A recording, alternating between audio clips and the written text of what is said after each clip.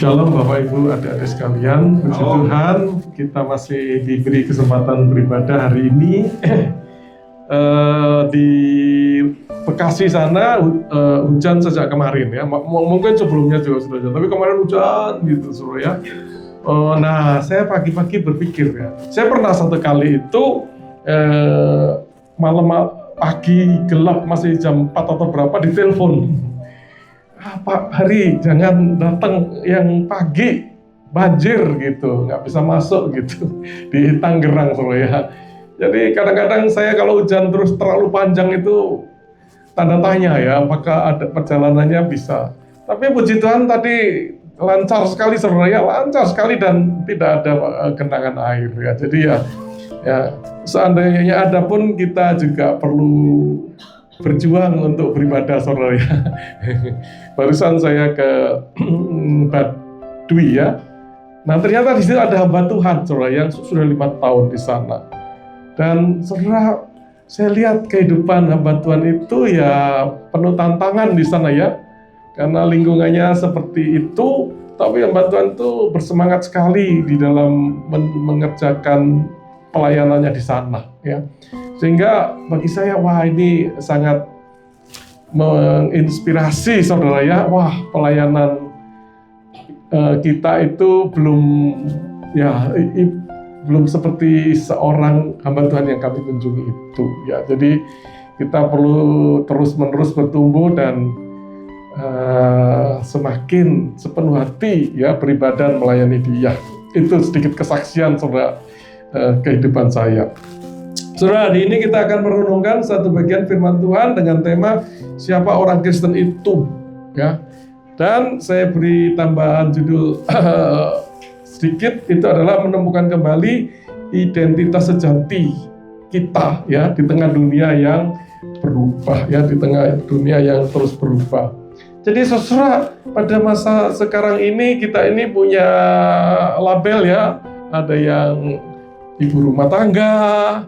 Ada yang punya label mungkin manajer atau owner atau apa ya sesuai dengan pekerjaannya ya. Ada juga yang di dalam pelayanan pendeta, penatua, saya disebut penginjil saudara ya. Saudara di sosmed mungkin kita juga punya nama ya. Ya saya juga sedikit-sedikit ada upload di sana. Jadi saudara kita punya identitas di mana-mana dan itu menunjukkan umumnya apa yang kita kerjakan dan apa yang kita miliki. Kita punya apa? Nah kita jadikan itu inti identitas kita dengan label. Nah saudara ada satu label yang melekat kepada kita ya orang-orang percaya ya yaitu orang Kristen ya orang Kristen. Nah sayangnya label ini dari mula-mula itu ke sekarang banyak mengalami erosi ya pengurangan perubahan ya. Jadi kadang-kadang label itu hanya sekedar label di KTP ya Kristen gitu saudara ya, atau dia orang Kristen karena tiap minggu ke beribadah ya, tiap minggu kebaktian ya, dan sebagainya saudara ya, keturunan ya dia dari keluarga Kristen, dia Kristen gitu saudara ya. Nah jadi saudara kita hari ini kita ingin mengingat kembali bagaimana nama Kristen itu mula-mula timbul ya, dan itu timbulnya kira-kira Yesus sudah tidak ada tentu ya. Jadi kira-kira tahun 40 Masehi ya. Sekarang sudah tahun 2026. Jadi hampir 2000 tahun yang lalu saudara ya timbul nama itu. Saudara tahu di kota mana? Antioquia ya, di kota Antioquia. Itu nama Kristen pertama kali timbul. Dan saudara yang menarik, saudara, nama itu tidak dari orang-orang Kristen sendiri, ya, tidak dari gereja, tetapi dari orang yang tidak percaya melihat ini sekumpulan orang ini, ya, punya perilaku tertentu yang kemudian diberi label Kristen, ya. Bahasa Yunania Kristianos itu adalah orang-orang yang seperti Kristus gitu, ya. Orang yang seperti Kristus, ya. Ya, jadi orang yang seperti yang memimpin yaitu Kristus. Kita kasih nama Kristianos. Nah, saudara, itulah terjadinya pertama kali nama itu, ya. Nah, jadi saudara, dengan memperhatikan bagaimana orang-orang, sekumpulan orang-orang itu berperilaku, ya, kemudian masyarakat atau dunia memberi label Kristen, gitu, saudara, ya. Nah, tentu ya kalau kita di tengah masyarakat di sini, Puri Bukit ya, Puri Bukit Depok ya, saya selalu pikir ini Citayam gitu aja, tapi saya lihat tadi di pintu masuk Puri Bukit ya, Puri Bukit. Kalau kita sekumpulan orang ini, sebenarnya kita dilihat masyarakat kita, apakah mereka melihat kita sebagai Kristianos ya, yang artinya orang seperti Kristus ya, bukan Kristen yang sudah kena polusi ya. Hanya permukaannya Kristen tapi tidak jelas lagi, saudara ya. Nah, itu yang kita ingin pelajari ya, kembali beberapa hal yang kita bisa belajar dari sejarah mula-mula nama itu timbul, yaitu dari Kisah Para Rasul 11-19-30 ya. Mari kita baca Kisah Para Rasul 11 ayat 19 sampai 30. Kita baca bergantian ya, karena ayatnya cukup panjang.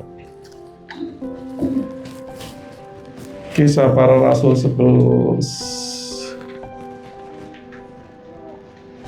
Jadi Kisah Para Rasul 11, 19 sampai 30 ya. Judulnya Barnabas dan Saulus ke Antiokhia ya. Kita baca bergantian, saya 19, Bapak Ibu, adik-adik sekalian 20 dan seterusnya. Ayat 19. Sementara itu banyak saudara-saudara telah tersebar karena penganiayaan yang timbul ya, sesudah Stefanus dihukum mati. Mereka tersebar sampai ke Fenisia, Siprus, dan Antiokhia. Namun mereka memberitakan Injil kepada orang Yahudi saja. Tetapi di antara mereka ada beberapa orang Siprus dan orang Kirene.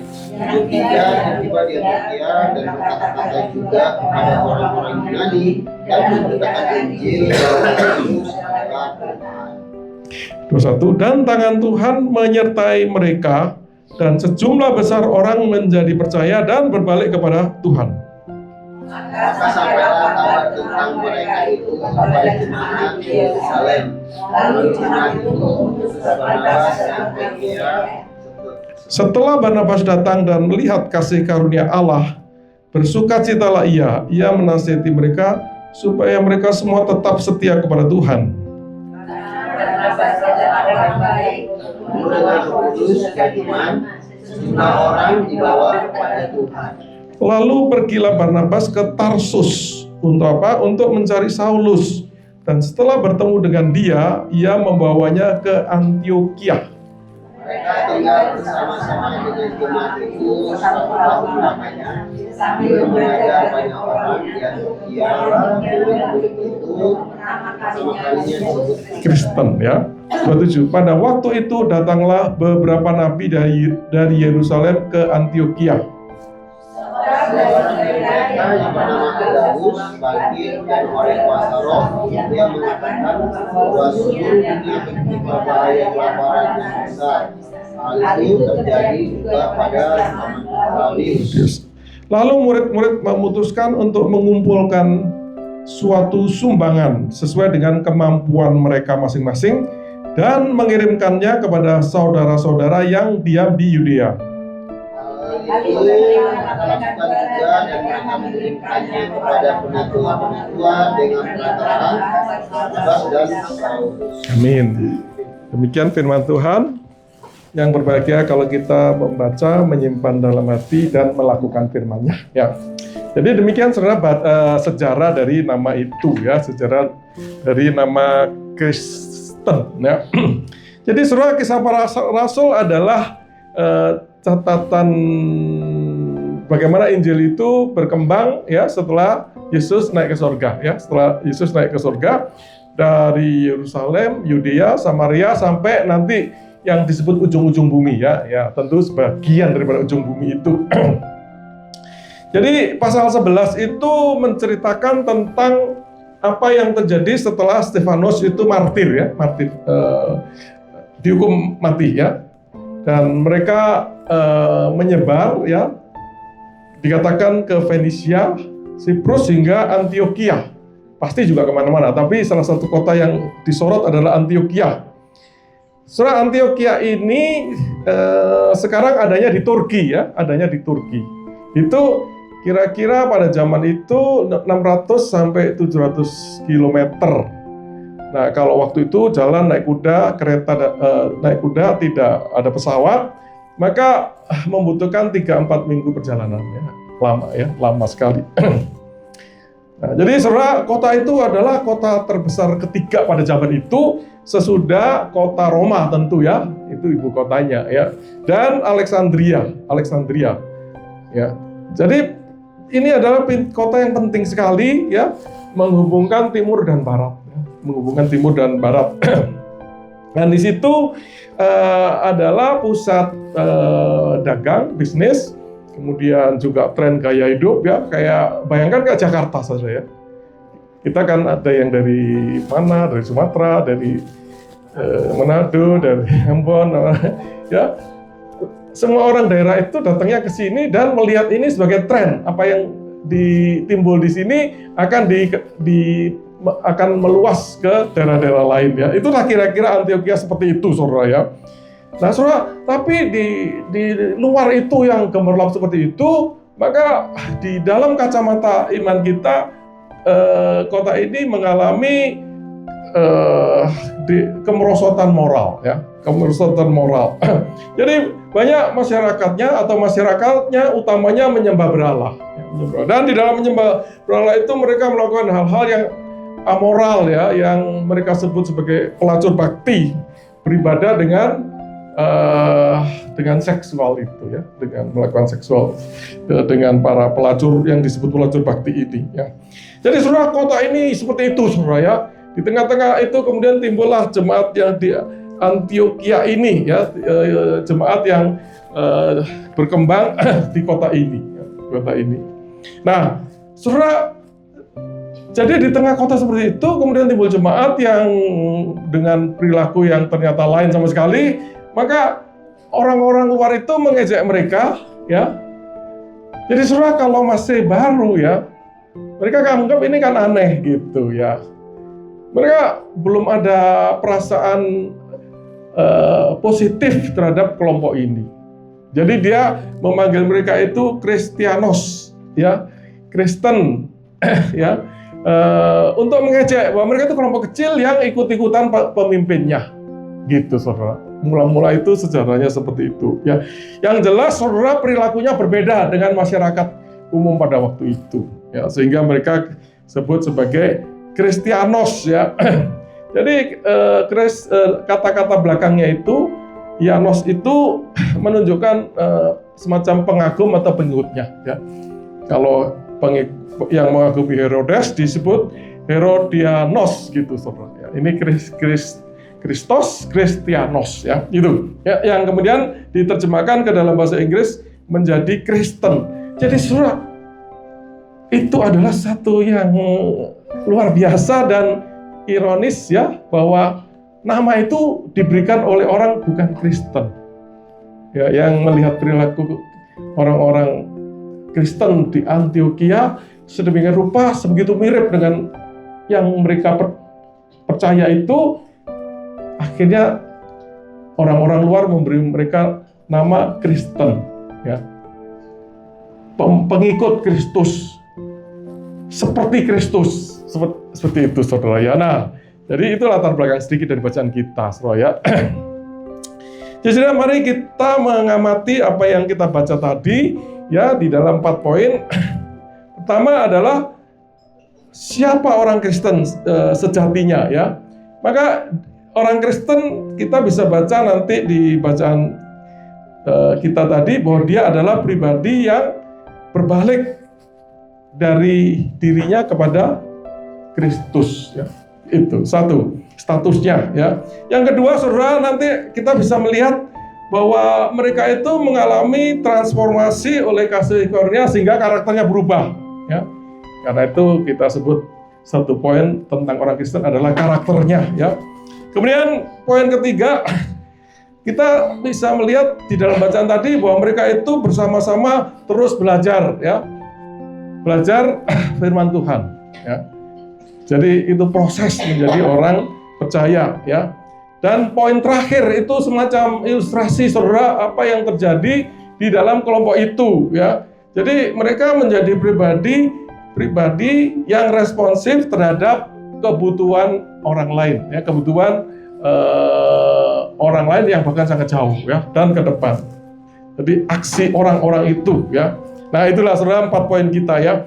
Nah, jadi poin pertama, orang Kristen adalah pribadi yang berbalik ya dan kemudian menaklukkan diri kepada Kristus ya.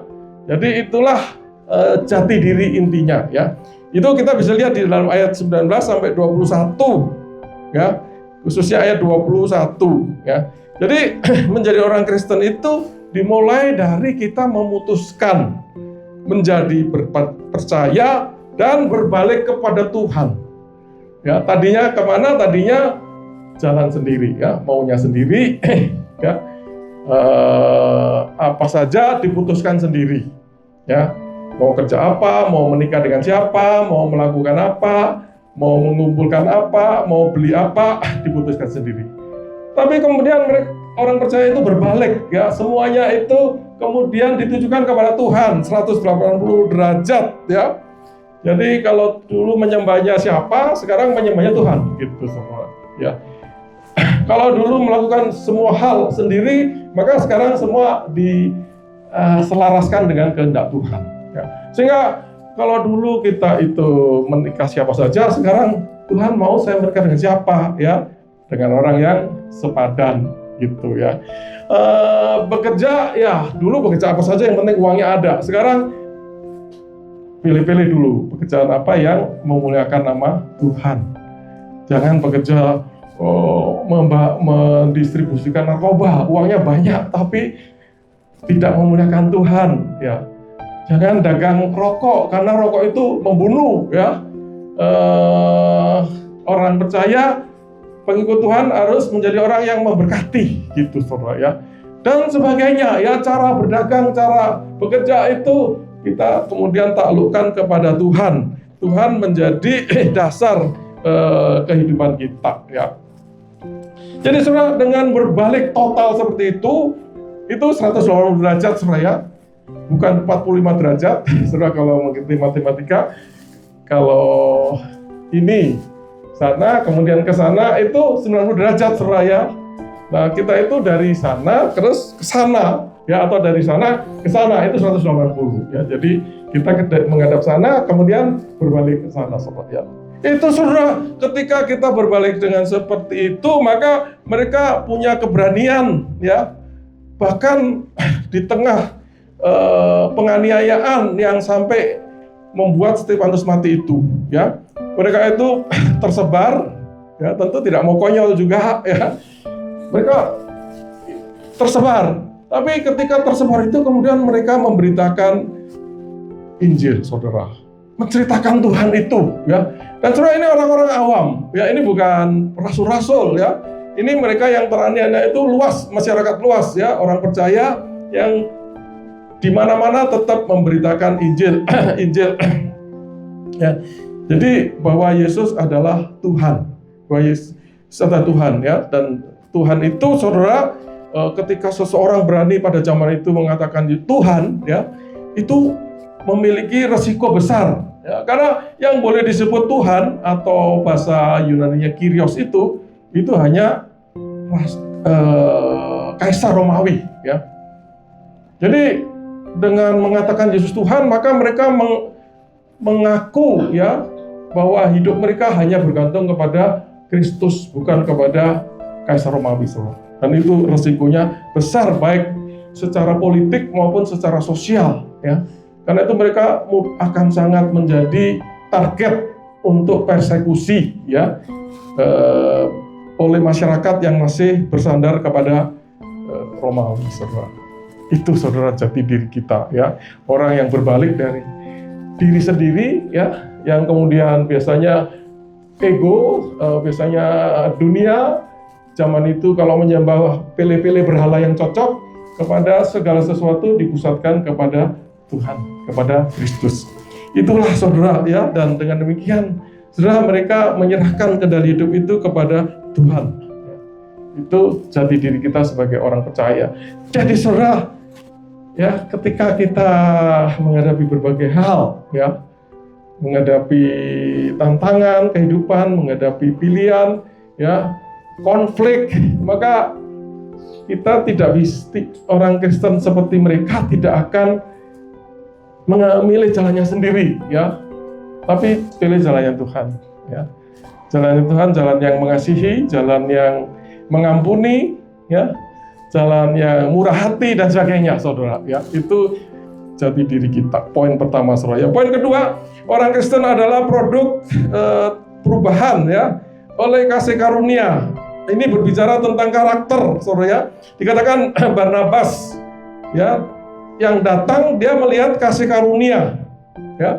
Dia melihat kasih karunia, ya. Dan dia sendiri adalah orang yang baik, penuh dengan Roh Kudus dan iman, ya. Jadi saudara, ketika, ya, kedengaran ada orang Kristen ini, kemudian para pemimpin di Yerusalem mengirim Barnabas. Dan ketika Barnabas melihat, wah, luar biasa di kelompok yang non Yahudi, di kota yang asing ini ada sekumpulan orang yang diubah sedemikian rupa oleh Roh Kudus sehingga memiliki karakter yang berbeda, ya, karakter yang rohani. Itu saudara, ya. Sehingga Barnabas sebagai orang yang percaya dan salah satu pemimpin dari Yerusalem itu, dia bersukacita melihat pekerjaan Allah seperti itu, ya.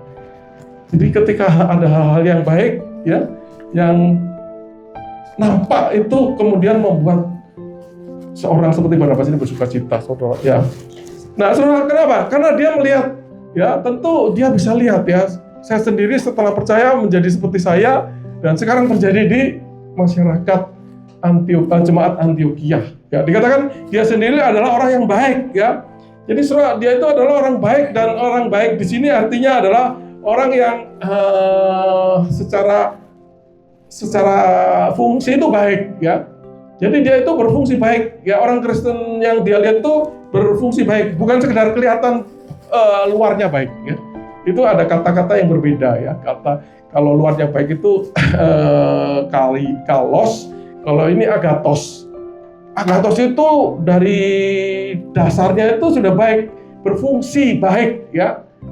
Berarti dia betul-betul orang Kristen yang benar-benar sejati dari, bukan sekedar dari tampilnya, ya, bukan sekedar dari bajunya, dari kata-katanya, tapi dari dalamnya baik dan kemudian ditunjukkan dalam perilaku yang baik. Itu agatos, saudara, ya. Barnabas orang baik, ya, dan dia bisa melihat orang-orang jemaat itu orang baik, gitu, saudara. Dan saudara, penuh dengan Roh Kudus. Berarti hidup orang-orang ini atau diri sendiri, Barnabas tidak dikendalikan oleh diri sendiri, tetapi oleh Roh Kudus itu, ya, yang mengarahkan di dalam mereka hidup, ya. Jadi saudara, itu yang mereka lihat, yang Barnabas lihat dan yang terjadi karena pekerjaan Roh Kudus, ya. Dan itu adalah kasih karunia. Karena orang yang, kalau dibandingkan yang dengan di luar sana yang tidak bermoral itu, tahu-tahu ada orang seperti ini. Dan dikatakan penuh dengan iman, ya. Mereka percaya, saudara, kepada Tuhan, ya. Tidak bersandar kepada diri sendiri. Itulah yang dilihat, saudara, ya. Baik, penuh roh dan iman, yang menunjukkan bahwa Tuhan bekerja, ya, penuh kasih karunia kepada jemaat, ya, yang kita harapkan juga terjadi pada jemaat kita. Jadi saudara, maka orang Kristen itu orang Kristen itu terbukti adalah produk perubahan yang dikerjakan karena kasih karunia Allah kita. yang ditampilkan hasilnya itu adalah karakter, ya, karakternya lain, ya, yang hanya bisa dikerjakan oleh Roh Kudus, ya, yang berfungsi baik, ya, yang dipimpin oleh Tuhan itu sendiri, Roh Kudus, dan percaya, saudara, tidak ragu-ragu, tidak takut-takut, ya, karena dia percaya kepada Tuhannya. Itu poin kedua, saudara, ya. Yang pertama adalah masalah statusnya, yang orang yang berbalik. Maka kedua adalah orang yang dikerjakan oleh Roh Kudus sehingga memiliki karakter yang terus berubah, ya. Nah, yang poin ketiga, saudara, ya, dari ayat 25-26, ya, kita bisa melihat bahwa orang Kristen adalah murid yang terus belajar dalam komunitas, ya, dalam komunitas, ya. Jadi inilah proses yang terjadi di dalam orang percaya, di dalam orang Kristen, saudara, ya. Karena dikatakan mereka bersama-sama dengan jemaat setahun lamanya sambil mengajar banyak orang. Jadi saudara, Barnabas sudah datang dan sudah memberikan pengajaran, penghiburan, kekuatan, ya. Tapi setelah berapa lama Barnabas merasa, wah, ini perlu orang yang lebih lagi yang bisa ngajar. Jadi dia balik ke Yerusalem, dia jemput Saulus, ya.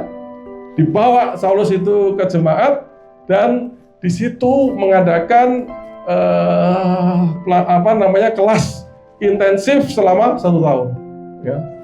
1 tahun, saudara, ya. Belajar langsung dari Saulus, ya, yang kemudian kita tahu namanya adalah Paulus, orang yang harus diakui paling hebat di dalam pengetahuan akan firman Tuhan, saudara, ya. Karena dia menulis paling banyak di sini, 13 buku di dalam Alkitab kita, sampai didatangkan seperti itu. Jadi saudara, itulah, saudara, salah satu rahasia bagaimana orang-orang itu bisa berbeda, ya, karena mereka mengalami proses belajar dan ada di dalam lingkungan belajar yang tertentu, ya, bersama, gitu, saudara, ya.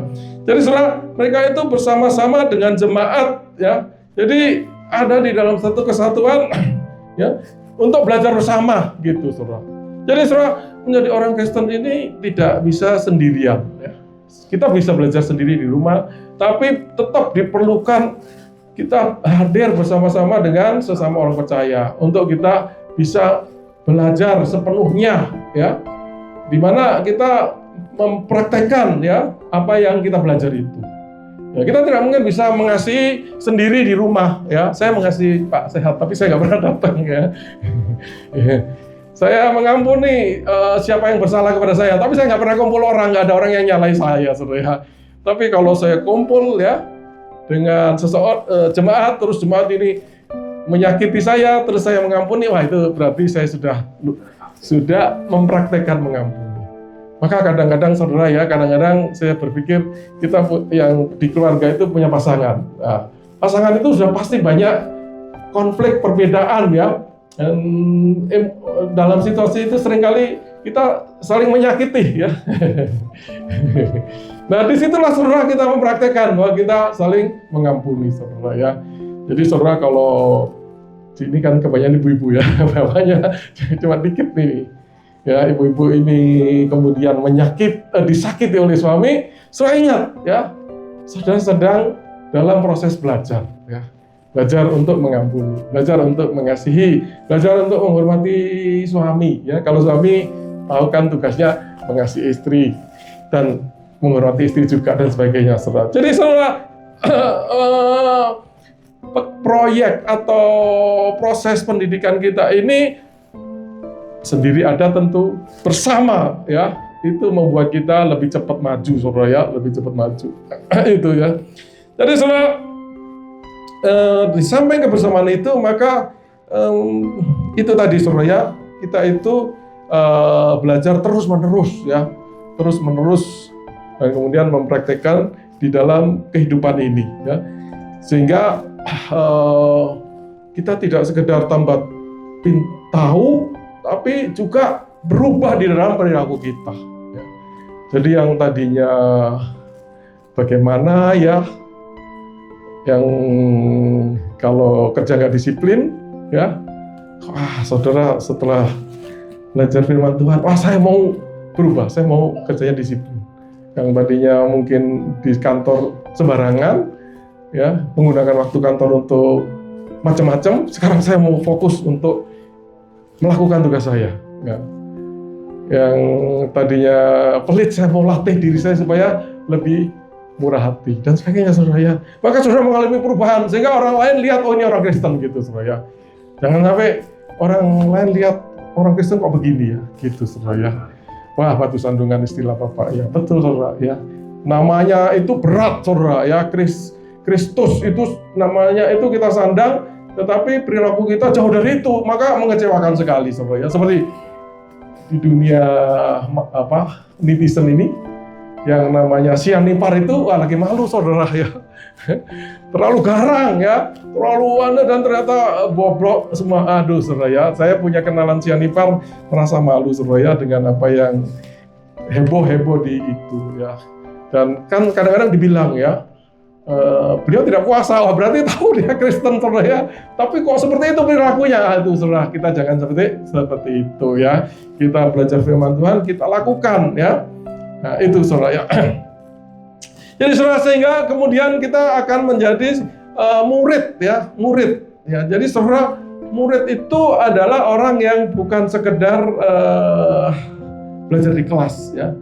Murid itu adalah orang yang magang bersama dengan sang guru untuk terus-menerus belajar apa dari sang guru dan mempraktekkan di dalam kehidupan itu.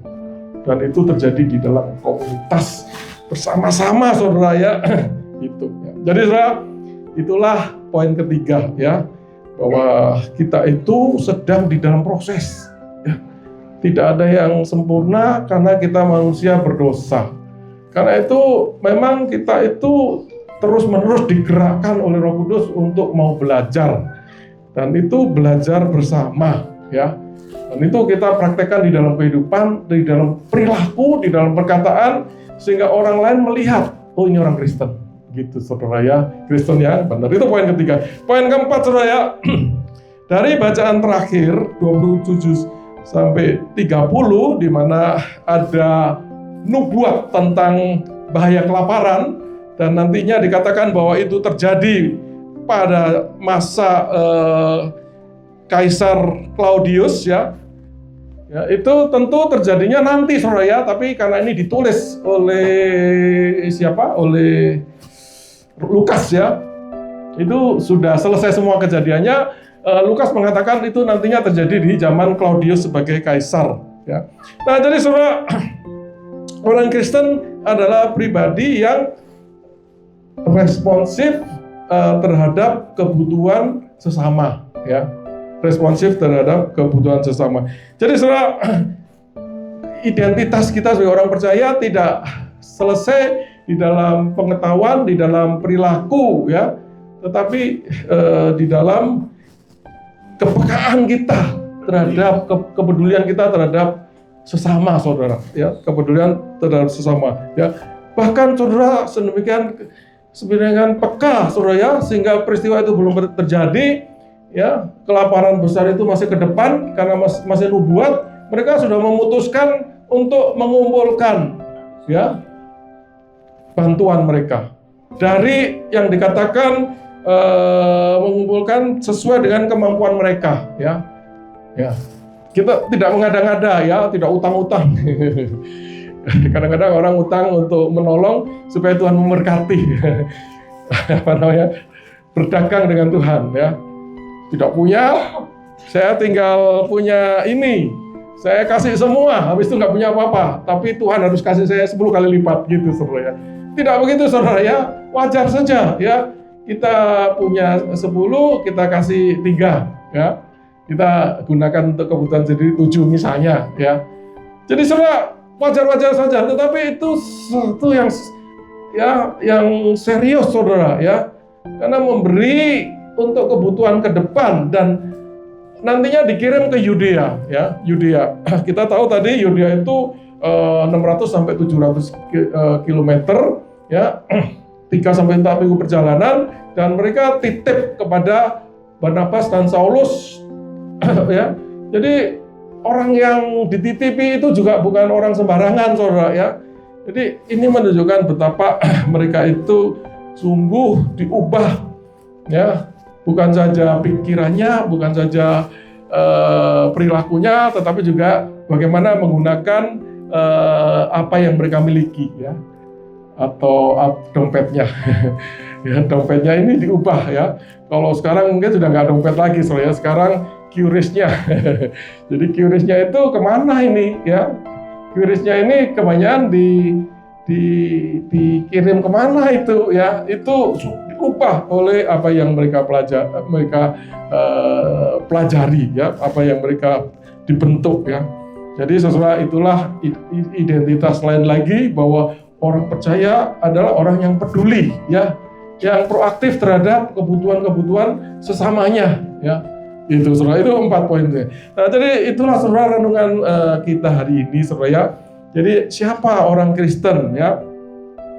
Jadi kita bisa melihat, saudara, ya, bahwa identitas Kristen ini bukan sekedar KTP, bukan sekedar kita datang minggu beribadah, ya, bukan sekedar catatan di akte kelahiran atau di mana, saudara, ya. Tapi ini adalah satu kehidupan yang berubah, ya, yang berbalik, ya, dan di dalam proses perjalanan berbalik itu mengalami kata-kata yang hebat itu, transformasi, ya, atau yang lebih sederhana, perubahan, ya, perubahan yang tadinya pusatnya itu adalah ego, diri sendiri, ya, dunia, maka sekarang pusatnya adalah Kristus dan kerajaan Allah dan kekekalan, ya. Semua yang dibawa oleh Tuhan itu menjadi pusat, ya. Nah, jadi saudara, kita belajar dari bacaan kita satu tentang statusnya, ya. Status kita itu sekarang adalah milik Kristus, ya, yang bertekuk lutut kepada Kristus, ya, yang menjadikan Kristus itu Tuhan, ya, Tuhan dan Tuhan, ya, bukan sekedar juru selamat. Dia memang juru selamat, tetapi dia juga adalah Tuhan kita, ya. Jadi orang Kristen adalah orang yang menjadikan Yesus sebagai Kyrios, ya. Kyrios itu Tuhan, ya, dalam bahasa Yunani, yang artinya Tuhan yang harus kita taati, saudara, ya, atau pemilik, ya, yang harus kita ikuti, ya, itu, ya. Jadi kita menjadikan Tuhan, kita mengakui, kita menerima bahwa Kristus itu berdaulat penuh atas hidup kita. Itu status kita, ya. Nah, saudara, kedua, dari bacaan kita belajar bahwa kita mengalami perubahan karakter, ya, yang dikerjakan oleh Roh Kudus, dan itu adalah kasih karunia, ya, kasih karunia, ya. Saudara, oleh pekerjaan Roh Kudus itu kita kemudian dibentuk menjadi orang yang baik, yang penuh Roh Kudus, ya, penuh iman. Baik, ya, saudara bisa hidup sebagai orang percaya. Secara fungsi orang percaya itu seperti apa, ya? Orang yang melakukan kebaikan, orang yang menyaksikan imannya, ya. Kita bisa berfungsi baik. Itu hanya karena kasih karunia, ya. Kita tidak bisa belajar dari STT, ya. Banyak orang STT malah perilakunya nggak cocok, saudara. Atau bahkan ada orang STT yang kemudian mualaf, saudara, ya, ada yang meninggalkan iman. Itu menunjukkan bahwa kita bisa berubah hanya oleh kasih karunia, dan itulah yang dikerjakan oleh Tuhan di dalam orang yang berbalik kepada Dia. Kedua, karakternya diubah, ya, oleh kasih karunia. Ketiga, saudara, kita terus-menerus mengalami proses, ya, proses untuk terus belajar dan dibentuk, saudara, ya. Dan itu dilakukan bersama, itu, saudara, ya. Jadi kita mencari kebersamaan di mana kita bisa belajar, ya, kita bisa belajar. Nah, itu tugas gereja untuk menciptakan kesempatan belajar bersama itu, ya, supaya jemaat ini diubah menjadi murid, bukan sekedar orang Kristen, ya, murid, ya. Kedua, dan saudara, kita juga menunjukkan kekristenan kita melalui kepedulian kita, ya, melalui aksi kita, kepedulian kita, ya. Jadi orang percaya dibentuk supaya mewujudkan kasihnya ya secara responsif ya. Oh ini ada kebutuhan nih, oh ini ada bencana ini ya. Mari kita harus berpartisipasi ya. Dan proaktif ya, tidak dikejar-kejar ya, nyumbang gitu. Nyumbang kalau di perumahan saya nyumbang tetap aja nggak nyumbang saudara ya. Sudah dikirim pemberitahuan ini ada yang meninggal, tetap aja nggak action saudara ya. Jadi seringkali harus dipancing ya. Sebagai panitia kita mancing, kita sudah mendukung gitu ya, mungkin yang lain pelan-pelan ikut. Saudara, kalau orang Antioquia saya yakin begitu dengar nggak usah diumumkan, langsung dia kirim. Gitu saudara ya. Mari kita juga seperti itu ya, menunjukkan iman kita dengan kepedulian yang proaktif itu saudara ya. Itulah saudara siapa kita dan saudara untuk melatih kita, mengembangkan kita, dan untuk saudara hormatilah label kita sebagai orang Kristen itu. Nah, jangan anggap orang Kristen itu orang yang tidak ada nilainya ya. Itu saudara nanti kalau kita itu sudah sampai titiknya ya, kita harus menghadap Tuhan, maka saudara bersyukur. Saya disebut orang Kristen, pengikut Kristus. Coba saya bukan Kristen, nggak masuk saudara tempat itu gitu ya. Jadi saudara, mari dari sekarang kita hormati ya, kita menghormati label kita sebagai orang Kristen itu. Ya. Saudara, saya dulu disebut manajer Indofood ya. Sudah sekarang sudah tidak saudara ya, sudah lewat ya. Kadang-kadang masih cerita, oh ya dulu saya kerja di Indofood sebagai manajer. Ya, tapi sudah selesai saudara ya. Tetapi Kristen tidak pernah habis sampai nanti ketemu Tuhan. Kamu siapa? Saya orang Kristen. Oh, masuk. Kristen beneran enggak gitu kan ya. Ijazahnya asli enggak? Ya, identitasnya asli enggak? Oh asli, masuk. Jadi gitu saudara ya. Jadi saudara, mari kita menghormati saudara ya. Yang belum yakin bertobat, terima Tuhan ya. Berbalik ya. Dan saudara, kalau belum, kalau sudah, maka mari kita menghormati saudara ya. Mari kita menjaga integritas nama Kristen itu loh saudara ya. Kalau saudara berani mengaku sebagai orang Kristen, maka saudara jaga integritasnya ya. Kata-katanya, cara hidupnya itu tunjukkan bahwa saudara itu Kristen. Orang yang Kristus adalah Tuhannya ya. Dengan perkataan kita, dengan perbuatan kita, dengan kita berespon terhadap konflik ya, itu apakah kita masih Kristen gitu saudara ya. Kalau ada yang belum, kita belajar bagaimana supaya yang belum itu jadi Kristen saudara ya. Kalau saya emosi ya, wah saya harus belajar supaya kita lembut menghadapi tantangan-tantangan itu ya. Kalau kita masih ada pilih-pilih sakit hati, setelah kita mengampuni ya. Kalau kita masih sulit mengeluarkan uang kita untuk memberi, setelah kita latih untuk membeli ya. Itulah saudara, hormati saudara ya. Lihat diri kita, apa yang perlu kita ubah supaya label Kristen itu saya jaga di dalam diri saya. Kedua saudara ya, mari saudara kita terus belajar ya. Saudara kita belajar sendiri oke, ya. Belajar sendiri ya. Tapi kemudian saudara mari kita belajar bersama saudara ya. Bersama dengan jemaat ya. Tidak hanya dalam bentuk kelas ya, tetapi di dalam bentuk kehidupan ini saudara ya. Dimana kita berinteraksi ya, kita ingin mengasihi orang, ingin mendukung orang ya, mempraktikkan ya, ingin menyaksikan bahwa kita ini orang percaya ya, dan maka kita akan bertumbuh ya, dan kasih karunia Tuhan itu akan mengalir di dalam hidup kita. Mari poin ketiga, saudara, mewujudkan kepedulian itu saudara ya. Itu satu bukti yang nyata di dalam orang percaya. Saudara, para rasul ini saudara ya, kayak Rasul Paulus ya, dia itu kan mengajar ya. Dia bisa bilang, oh soal kebutuhan seperti itu bukan urusan saya. Ya. Tapi saudara Paulus ini banyak memberi saudara ya. Itu luar biasa ya seorang Paulus ini, saudara ya. Dia tidak mengatakan saya yang penting mengajar, ya. Saya yang penting masalah teologi, ya, soal makan itu urusan orang lain lah gitu. Enggak, saudara ya, karena itu adalah bagian daripada kita, ya, sebagai orang percaya kita harus mengasihi sesama kita, ya.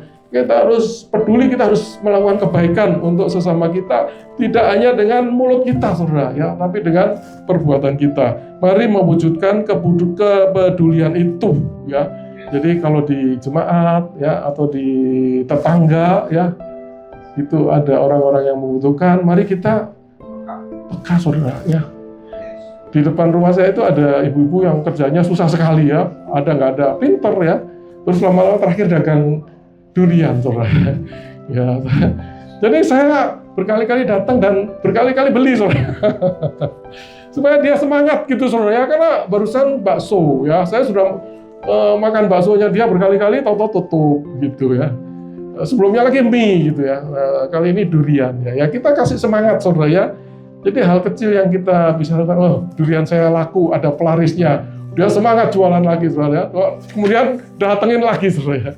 Jadi ya, kita hal-hal kecil apa yang kita bisa lakukan, ya, yang sepertinya kalau saya sebagai pembicara nggak perlu seolah-olah, ya, tapi saudara justru kesempatan-kesempatan seperti itu kesempatan untuk melakukan kebaikan dan menyaksikan Tuhan kita, ya. Inilah orang Kristen di lingkungan, ya, menunjukkan kepedulian kepada orang, karena pada dasarnya memang berbagai kebutuhan itu, saudara, adalah cara Tuhan, saudara, ya, untuk kita ini saling mengasihi, ya. Itulah renungan kita hari ini. Mari, saudara, kita hidup dengan integritas, ya, dengan label kita sebagai orang Kristen itu di tengah lingkungan kita ini, ya. Jadi mari kita hidup kita ini menyaksikan, ya, siapa Kristus, ya, sehingga orang mengatakan bahwa sungguh Kristus itu hidup di dalam diri orang ini, di dalam diri kita.